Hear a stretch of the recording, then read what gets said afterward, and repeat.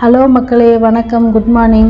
நேற்று நைட்டு போய் நம்ம தேரை அலங்காரம் பண்ணுறதை ஃபுல்லாக பார்த்துட்டு வந்தோம். இன்னமும் நம்ம திருவாரூரில் தான் இருக்கோம். இன்றைக்கி தான் தேரோட்டம் நடக்கிற நாள். ஸோ அலங்காரம் பண்ண தேரை 4 வீதியை சுற்றி இழுத்துட்டு வருவாங்க. அதை தான் இப்போ போய் பார்க்க போகிறோம். வாங்க பார்க்கலாம். காலையில் அவசரத்தில் சாப்பிடாம வந்துட்டிங்கன்னா நீங்கள் கவலையே பட வேணாம். ஏன்னா 4 வீதியை சுற்றியுமே நிறைய இடத்துல அன்னதானம் போடுவாங்க. கவர்மெண்ட் சைட்லேருந்தும் சரி, ப்ரைவேட் சைட்லேருந்தும் சரி. நிறைய நீர்மோர் பந்தல், அப்புறம் தண்ணி பந்தல், ஸ்நாக்ஸ், ட்ரிங்க்ஸ் இதெல்லாம் கொடுத்துட்ருப்பாங்க. நீங்கள் அதை குடிச்சிட்டு கூட ஃப்ரெஷ்ஷாக போய் தேரை பார்க்கலாம். இதையே நாங்கள் சொல்கிறோன்னா, திருவாரூர் மெயின் பஸ் ஸ்டாண்டில் விட்டுட்டிங்கன்னா வேறு எங்கேயுமே ஹோட்டல்ஸ்லாம் ஓப்பன் ஆகிருக்காது. ஃபுல்லாக க்ளோஸ்டாக தான் இருக்கும். வேணால் சின்ன சின்ன கடைகள்லாம் இருக்கும். அங்கே வேணால் தண்ணி, கூல்ட்ரிங்க்ஸ் இந்த மாதிரி வாங்கிக்கலாம். அதுவும் நீங்கள் தேர் சுற்றி வர வீதிக்கு போயிட்டீங்கன்னா சுத்தமாக ஒன்றுமே இருக்காது. நீங்கள் தண்ணியெல்லாம் கையில் வச்சிருந்தா தான் உண்டு. ஸோ முன்னாடியே போகும்போதே தண்ணியெல்லாம் கையில் வாங்கி வச்சுக்கோங்க முன்கூட்டியே. தேர் வீதிக்கு போகிறதுக்கு முன்னாடி நேற்று பார்த்தோம் இல்லையா, அதை விடையே கடைகள்லாம் இப்போ ரொம்பவே அதிகமாக இருக்குது. கூட்டமும் அதே மாதிரி நேற்றை விட இன்னைக்கு ரொம்ப அதிகமாக இருக்குது. இப்போ நீங்கள் ஃபேமிலியோட வந்தீங்க, சின்ன குழந்தைங்களோடலாம் வந்தீங்கன்னா குழந்தைங்களாம் ரொம்ப கேர்ஃபுல்லாக பார்த்துக்கோங்க.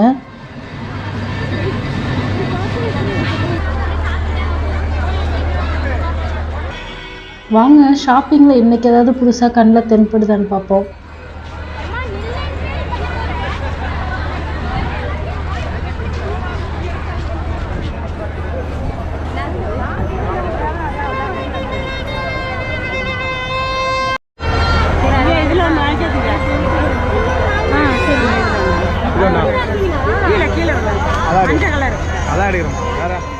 இந்த தேர் திருவிழா முடிஞ்சுமே இந்த கடைகள், அப்புறம் நேற்று விளையாண்டுள்ள ராட்டினம், அதெல்லாமே இங்கே தான் இருக்கும். திருவிழா முடிஞ்சு ஒரு வாரத்துக்கு இந்த கடையெல்லாம் எடுக்க மாட்டாங்க. ஸோ நீங்கள் வேணும்னா வந்து ஷாப்பிங் பண்ணிட்டு போகலாம்.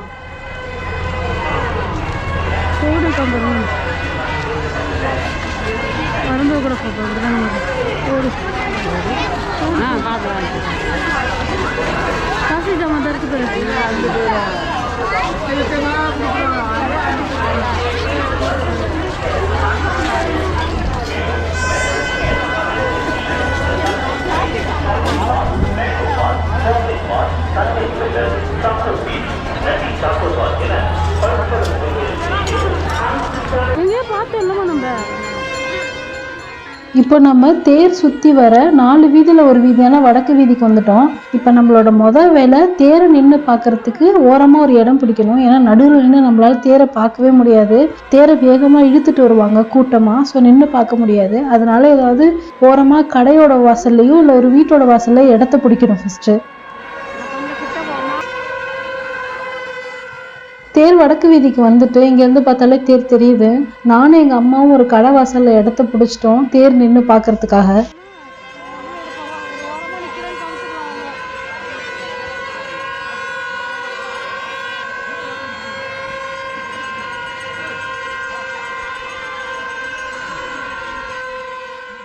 கூட்டம் நிறைய சேர ஆரம்பிச்சிருச்சு பாருங்கள். ஃபஸ்ட்டு நாங்கள் கொஞ்சம் பேர் தான் ஓரமாக நின்றுட்டு இருந்தோம். இப்போ நிறைய பேர் வந்து நிற்க ஆரம்பிச்சிட்டாங்க. அப்படின்னாலே தேர் ரொம்ப பக்கத்தில் வந்துருச்சுன்னு அர்த்தம். சின்ன குழந்தைங்க, பசங்க, யூத், அப்புறம் பெரியவங்க வரையும் எல்லாருமே ரொம்ப என்ஜாய் பண்ணிட்டு இருந்தாங்க. அதுவும் இந்த வாட்டி கொரோனா கேசஸ்லாம் கம்மியாயிடுச்சு. அப்புறம் நிறைய பேர் வேக்சினேஷன்லாம் போட்டதுனால கூட்டமும் ரொம்ப அதிகம். அதில் மக்கள் எல்லாம் ரொம்ப ஃப்ரீயாகவும் ஜாலியாகவும் என்ஜாய் பண்ணிட்டு இருந்தாங்க.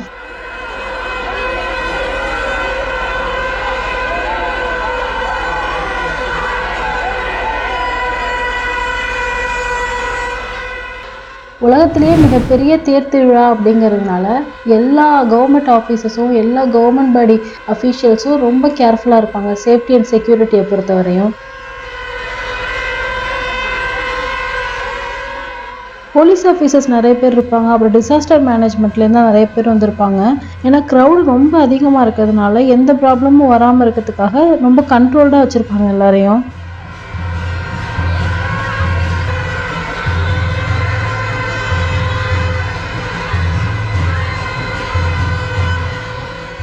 ஃபயர் சர்வீஸ்லேருந்து ஆம்புலன்ஸ் வரையும் எல்லா மெடிக்கல் ஃபெசிலிட்டிஸும் பக்காவாக இருக்கும். சப்போஸ் ஏதாவது அசம்பாவிதம் நடந்துருச்சு அப்படின்னா டக்குன்னு கிளியர் பண்ணுறதுக்காக.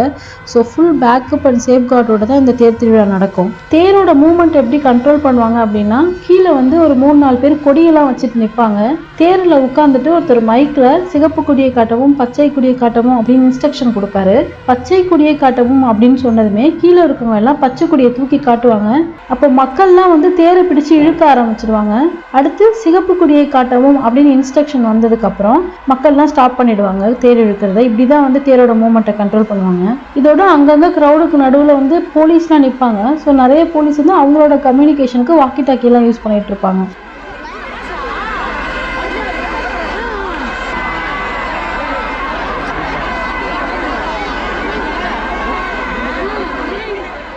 தேர் ஃபஸ்ட்டு பார்க்கும்போது ரொம்ப தூரத்தில் இருந்த மாதிரி இருந்துச்சு. இப்போ பாருங்கள் எவ்வளோ பக்கத்தில் தெரியுதுன்னு. கொஞ்சம் கொஞ்சமாக இழுத்து இழுத்து நம்ம பக்கத்தில் கொண்டு வந்துட்டாங்க. இந்த கோவிலோட ஹிஸ்ட்ரி அப்புறம் இந்த தேரோட ஹிஸ்ட்ரியெல்லாம் தெரிஞ்சுக்கணுன்னா நம்ம முன்னாடியே போட்ட திருவாரூர் வீடியோ பார்த்தீங்கன்னா உங்களுக்கு தெரியும். இந்த தேர் திருவிழா எப்போலேருந்து நடக்குது அப்படின்னா சோழர் காலத்துலேருந்தே நடக்குது. பண்டைய காலத்துலேருந்தே இந்த தேர் திருவிழா நடத்திட்டு வந்துட்டுருக்காங்க. நாங்கள் படித்த வரையும் ஆசியாவிலேயே மிகப்பெரிய தேர் அப்படின்னா இதை தான் சொல்கிறாங்க.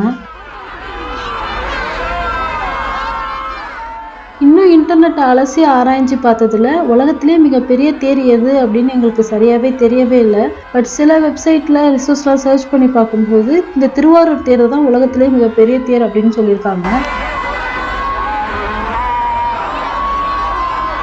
பட் எங்கள் கெஸ் படி உலகத்திலே மிகப்பெரிய தேர் அப்படின்னு இந்த கொலோசியத்தை சொல்கிறாங்கன்னு நினைக்கிறேன் கிரீக்கில். பட் எங்களை பொறுத்தவரையும் இதுதான் உலகத்திலே மிகப்பெரிய தேர்.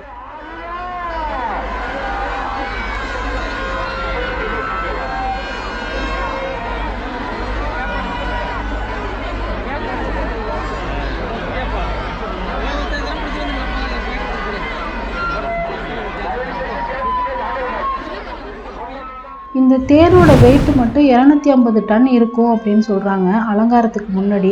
ஆனால் அலங்காரத்துக்கு அப்புறம் பார்த்திங்கன்னா இந்த மூங்கில் அப்புறம் மேல் அந்த துணி இதெல்லாம் வச்சு அலங்காரம் பண்ணதுக்கு அப்புறம் இதோட வெயிட் வந்து ஒரு 350லேருந்து 360 டன்னாக உயர்ந்துடுறதா சொல்கிறாங்க.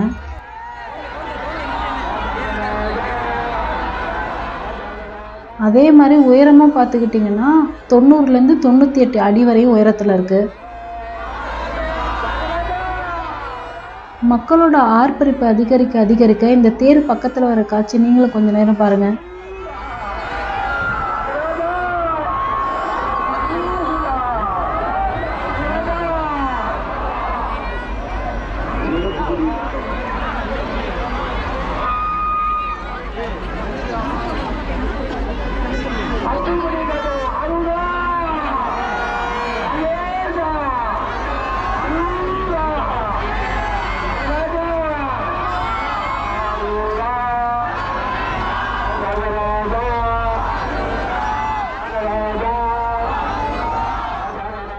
இந்த தேரோட பிரேக்கிங் சிஸ்டம் பார்த்தீங்கன்னா ரொம்ப டிஃப்ரெண்ட்டாகவும் பிரம்மாண்டமாகவும் இருக்கும். மொத்தம் 2 பிரேக்கிங் சிஸ்டம் யூஸ் பண்ணுறாங்க. ஒன்று வந்து ஹைட்ராலிக், இன்னொன்று வந்து உடன் பிரேக்கிங் சிஸ்டம். கூட்டமாக இருந்ததுனால எங்களால் கிட்ட போய் எடுக்க முடியல, ரொம்ப க்ளோஸாக போய் எடுக்க முடியல. இந்த கீழே பிடிச்சி தொங்குறாரு இல்லையா, அதுதான் வந்து ஹைட்ராலிக் பிரேக்கிங் சிஸ்டம். இதை யூஸ்வலாக எப்போதுமே யூஸ் பண்ணுவாங்க. பட் தேர் ரொம்ப ஸ்பீடாக போயிட்டு இருந்துச்சு அப்படின்னா அந்த ஸ்பீடை கண்ட்ரோல் பண்ணுறதுக்கு உடன் பிரேக்கிங் சிஸ்டம் யூஸ் பண்ணுவாங்க. அதாவது இந்த மரத்துண்டுகளை வந்து அந்த தேரோட வீலுக்கு அடியில் வைப்பாங்க ஸ்பீடை கண்ட்ரோல் பண்ணுறதுக்காக. அதுதான் வந்து உடன் பிரேக்கிங் சிஸ்டம்.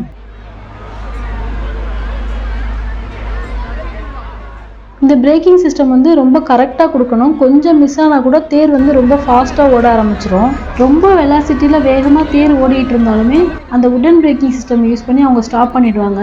தேர் ஸ்டாப் ஆகிற வரையுமே அடியில் வந்து அந்த உடன் பீசஸை வச்சுக்கிட்டே இருப்பாங்க தேரோட சக்கரத்துக்கு அடியில்.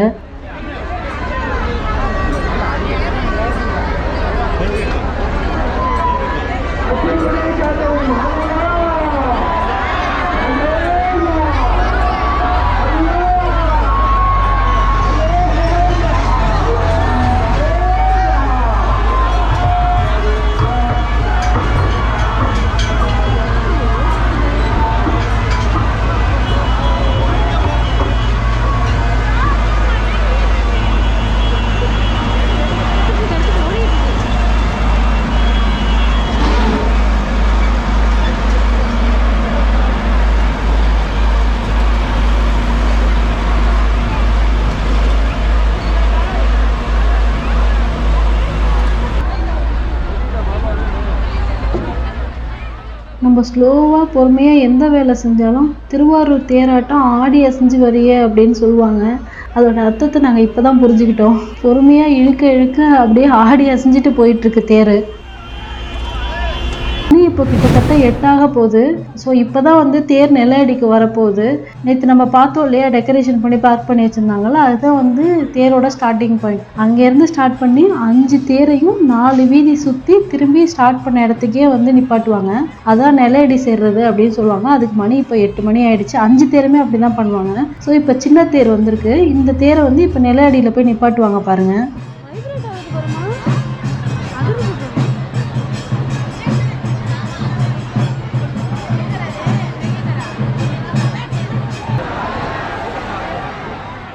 இப்படி 1 பை 1 தேர் வந்து நெல்லையடிக்கு சேரும், ஒரு தேரா. ஸோ இப்போ இந்த தேர் வந்து இந்த நெல்லையடிக்கு போக போகுது பாருங்க.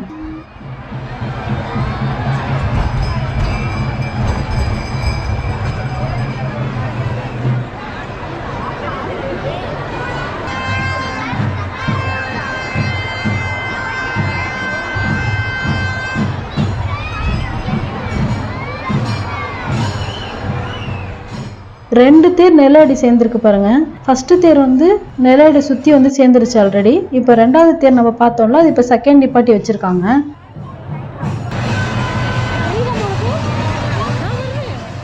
நம்மளோட பெரிய தேர் வந்துட்டு இருக்கு. இப்போ அது நெல்லையடி சேர்றதை பார்க்கறதுக்காக தான் நம்ம இப்போ வெயிட் பண்ணிட்டு இருக்கோம். மக்களோட ஆரவாரத்தை பார்த்தாலே தெரியுது அந்த தேர் நம்ம பக்கத்தில் வந்துருச்சு அப்படின்னு.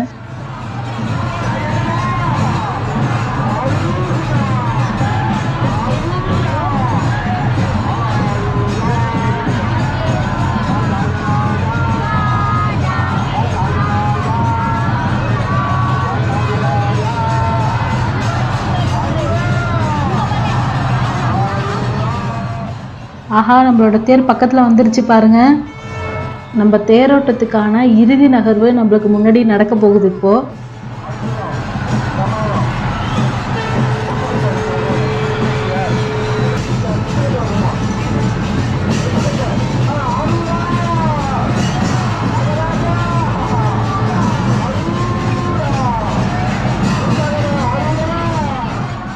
பகலில் பார்க்குறத விட நைட்டில் பார்க்க தான் இந்த தேர் ரொம்ப அழகாக இருக்குது.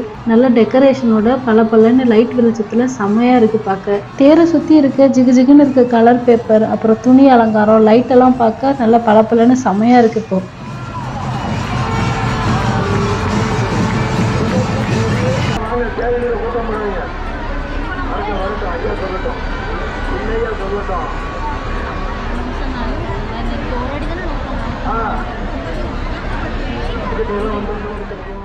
இந்த நெல்லையடி சேரும்போது நிறைய ப்ரொசீஜர் இருக்குது. இங்கேருந்து பார்க்கும்போது நம்மளுக்கு தெரியல. ஆனால்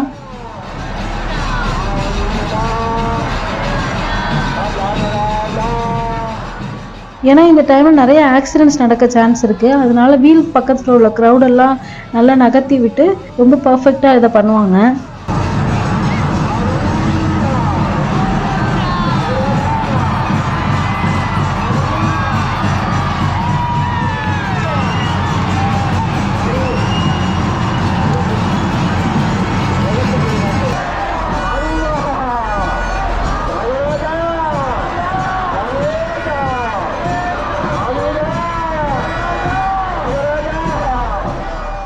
தேர் வந்து நெல்லையடியை சேர்ந்ததுக்கப்புறம் அந்த இன்ஸ்ட்ரக்டர் வந்து சிகப்பு கொடியை காட்டவும் அப்படின்னு இன்ஸ்ட்ரக்ஷன் கொடுப்பாரு. ஸோ அதோட வந்து இந்த தேரோட்டம் வந்து நல்லபடியாக முடிஞ்சுது அப்படின்னு அர்த்தம். ஸோ சுற்றி இருக்க மக்கள்லாம் பார்த்தாலே தெரியும் எவ்வளோ சந்தோஷமாக கரகோஷம் எழுப்புறாங்க அப்படின்னு. அதுலேருந்தே மக்கள்லாம் எவ்வளோ என்ஜாய் பண்ணி பார்க்குறாங்கன்னு தெரியுது.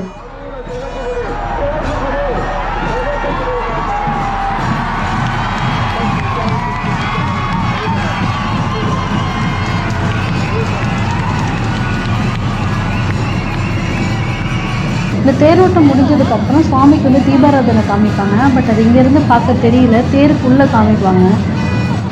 முடிஞ்சதுக்கப்புறம் கொஞ்சம் கொஞ்சமாக அப்படியே க்ரௌடெல்லாம் கலைய ஆரம்பிக்கும். எல்லா வீட்டுக்கு கிளம்ப ஆரம்பிச்சிருவாங்க.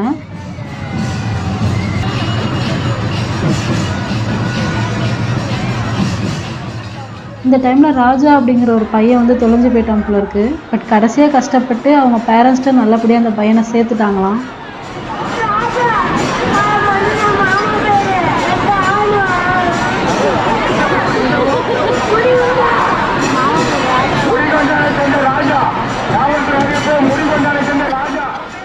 ஓகே மக்களே, நேற்றிலேருந்து இன்னைக்கு வரை நான் வந்து இந்த தேர் திருவிழா பார்த்து நீங்கள் என்ஜாய் பண்ணியிருப்பீங்கன்னு நான் நினைக்கிறேன். உங்களுக்கு ரொம்ப பிடிச்சிருக்குன்னு நினைக்கிறேன். நெக்ஸ்ட் நம்ம ஹிமாச்சல் பிரதேஷ்ல ஷிம்லாலேருந்து கிளம்பி ஸ்பிட்டி ரைட் கம்ப்ளீட் பண்ண போகிறோம். ஸ்பிட்டி ரைட் தான் நாங்கள் போனதுலேயே most dangerous and adventurous ride in Himachal and Ladakh ரைட்னு சொல்லலாம். அடுத்து உங்களை ஷிம்லாவிலிருந்து ஸ்பிட்டி வரை செல்லும் வீடியோவில் சந்திக்கிறோம். அதுவரை நன்றி, வணக்கம், பாய், குட் நைட்.